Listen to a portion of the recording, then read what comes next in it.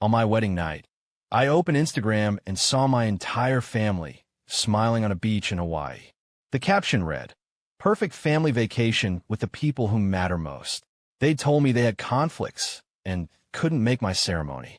What I didn't know was they had booked that trip months earlier on my date on purpose.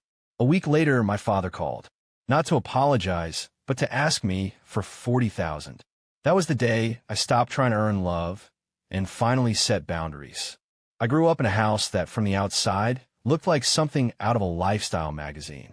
A manicured lawn, a colonial-style exterior, and that perfect white picket fence. To neighbors, it was the picture of stability and privilege. Inside, though, it was a very different story, a hierarchy so rigid that even as a child I knew exactly where I stood. At the top were my parents, Harold and Eleanor Wilson. He was a corporate lawyer, she a hospital administrator. To them, life was measured in status, titles, and achievements that could be displayed at country club dinners. Just beneath them sat my older sister Julia, 6 years older than me and their golden child. Julia could do no wrong.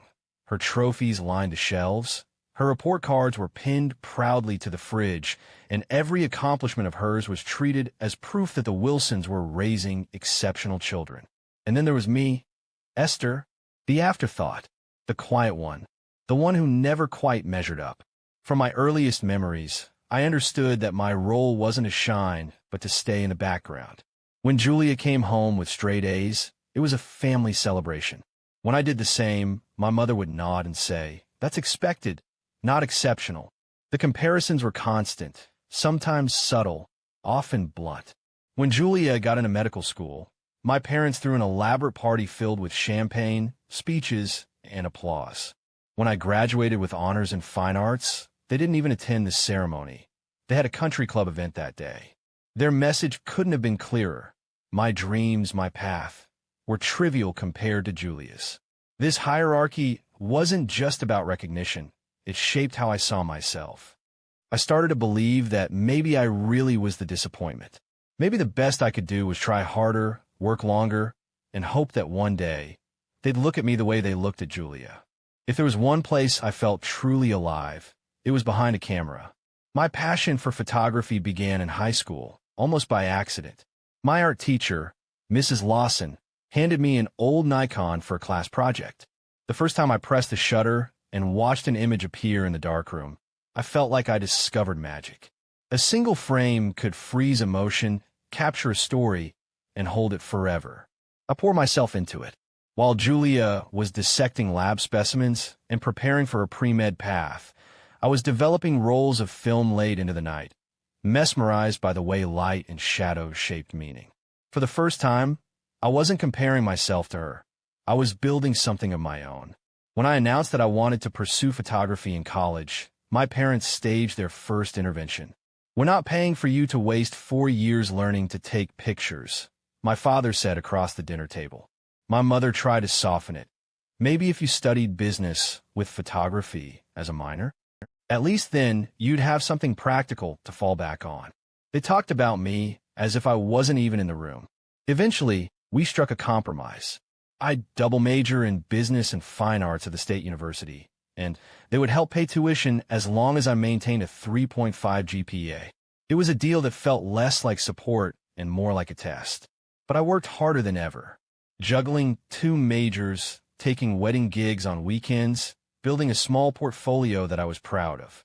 The exhaustion didn't matter, because photography gave me life. When I won a prestigious regional photography award during my junior year, I thought, this is it. This is the moment they'll finally see me.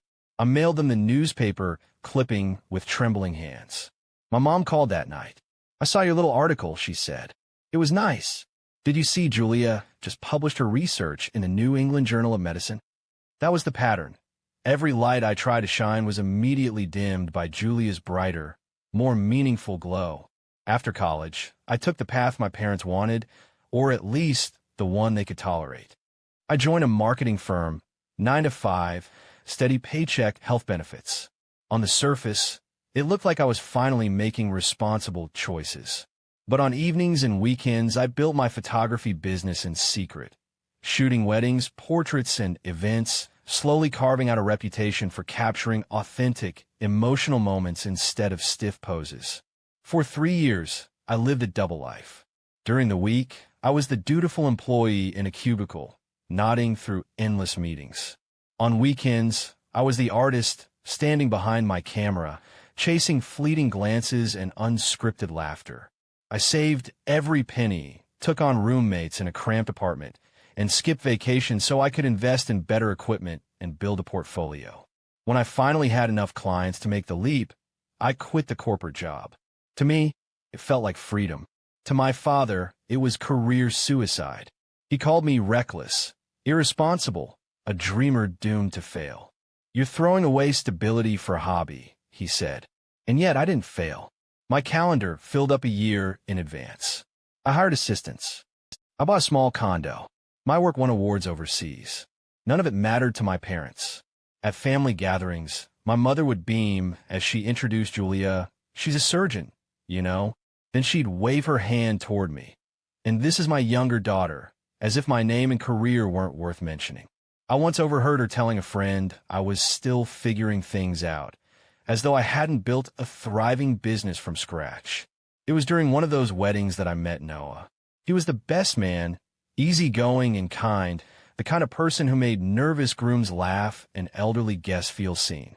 When he handed me his number and said, "In case you ever want to be on the other side of the camera," I couldn't help but smile. For the first time, I met someone who saw me, not as Julia's sister or the disappointment, but simply as Esther. And that changed everything. When Noah and I got engaged, I allowed myself to dream. Maybe, just maybe, my parents would finally show up for me. Our wedding could be the bridge, the moment they'd realize my life was worth celebrating too. We decided on a small garden ceremony, 70 guests, modest budget, nothing extravagant.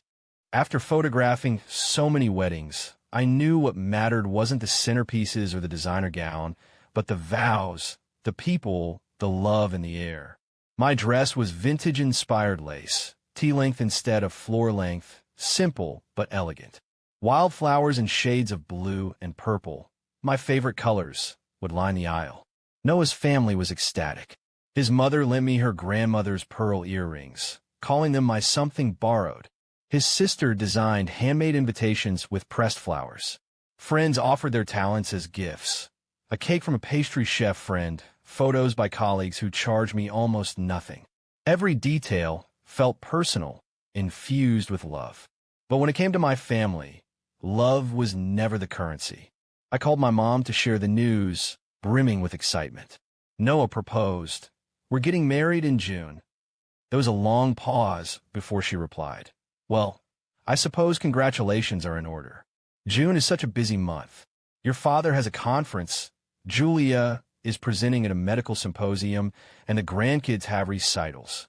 I try to hold back my disappointment. "It's 6 months away, Mom. I'd really love for you all to be there." Her voice was cool, polite. "We'll see what we can do. Send us the details." I mailed the invitations in January, 6 months before the wedding, etiquette perfect. I even included a handwritten note in theirs. "It would mean the world to me if you came." Weeks passed. No recipe.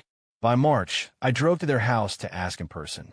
My father, sitting in his leather chair, didn't hesitate. "Your sister's family is visiting that weekend. We've already made plans." My mother added, "Julia saves lives, Esther. You take pictures."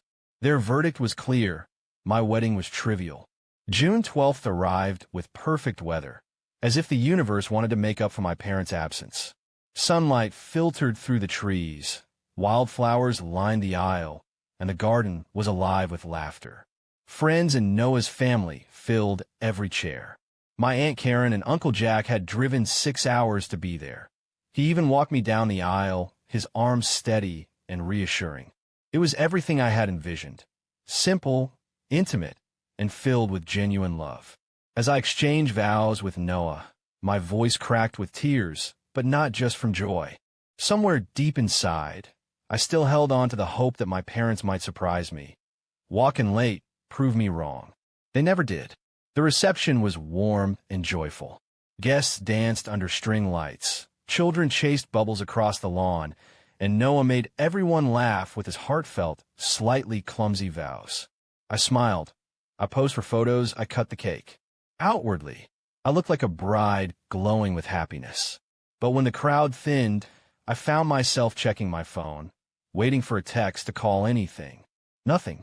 Later that night, after the last guest left and Noah was in the shower, I gave in to curiosity and opened Instagram. What I saw made my stomach drop. There they were, my parents, my sister Julia, her husband, their children, all in Hawaii. Not conflicted by schedules, not too busy, laughing on a beach, drinks in hand. The caption under one photo read, "Perfect family vacation with the people who matter most." My breath caught. I scrolled. Breakfast overlooking the ocean. A pineapple plantation tour. A sunset luau. Post after post, time-stamped through my wedding day. It wasn't just absence. It was deliberate. They hadn't chosen to miss my wedding. They'd chosen to erase me, to stage an alternate, perfect family narrative without me in it. On what should have been the happiest night of my life, I sat in silence, tears streaming, phone clutched in my hand.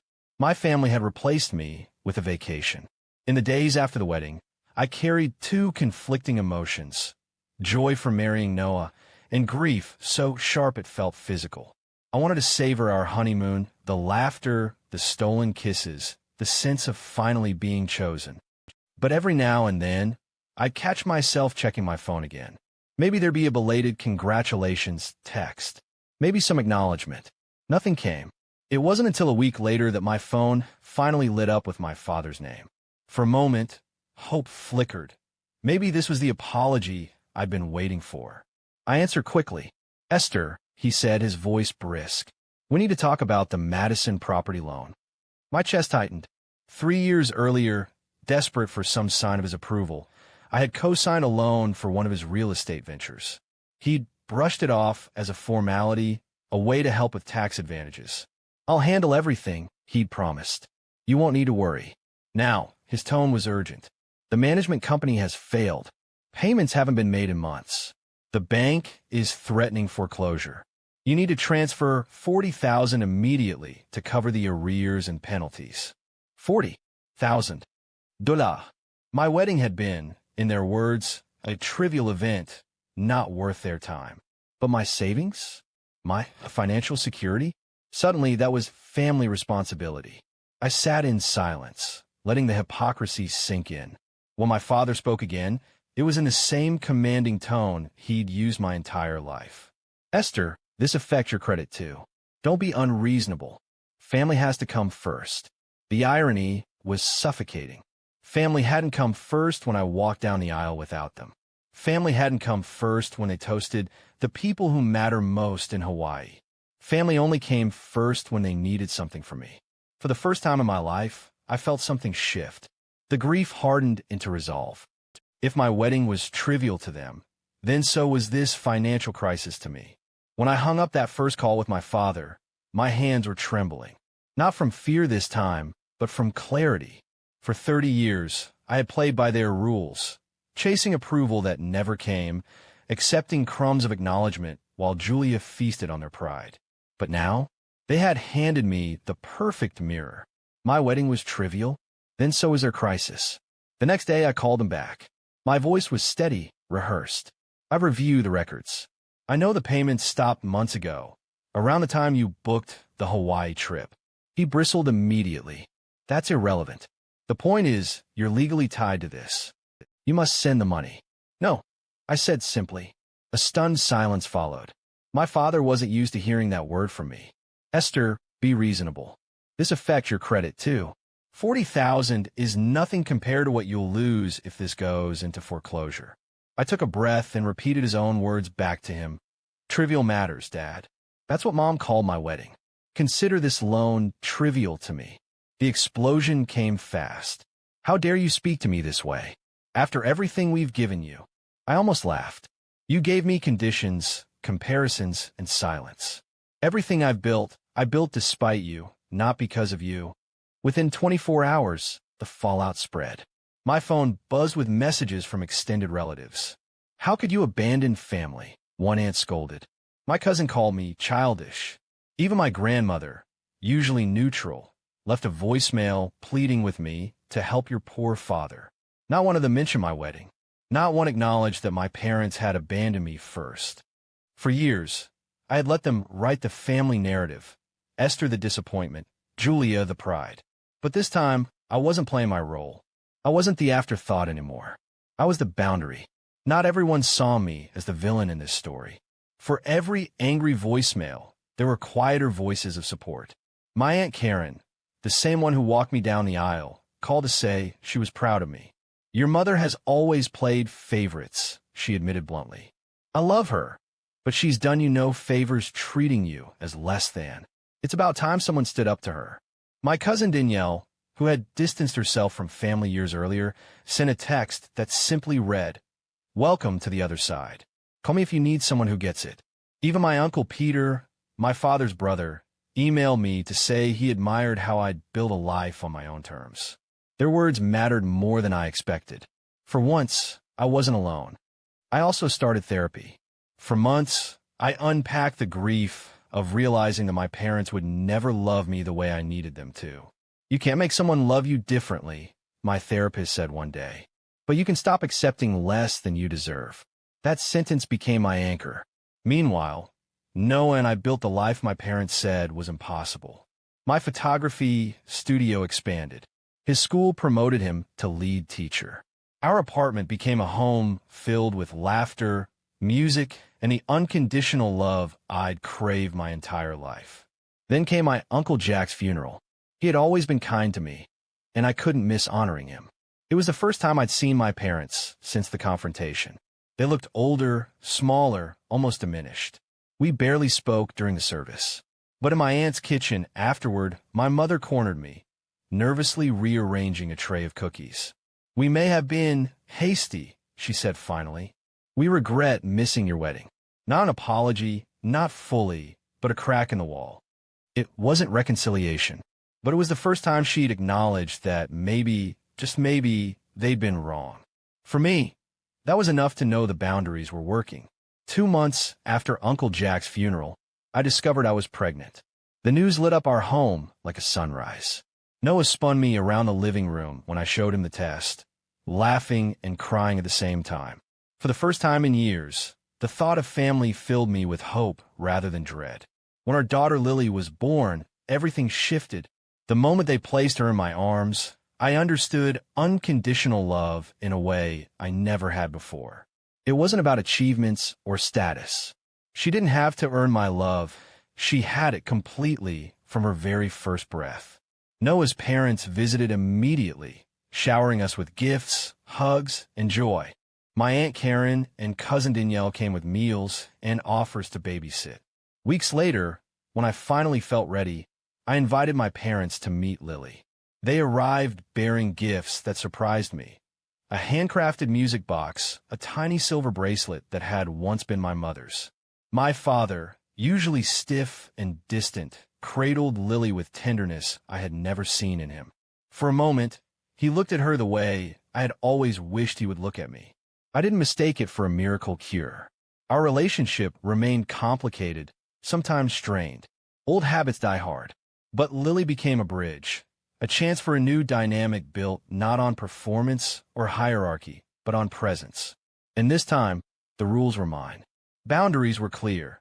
They could be part of Lily's life only if they respected ours. To my surprise, they did. 2 years later, I look back and see not just the fractures, but the freedom. Setting boundaries didn't destroy me, it rebuilt me. I stopped running for approval I was never going to get, and I started living for myself. The lesson is simple but profound. Your worth is inherent, not earned. Healthy love is built on respect, not conditions. And sometimes, the most loving thing you can do for yourself is to say no. Because the family you choose and the family you create can be far more nurturing than the one you were born into. So that's my story.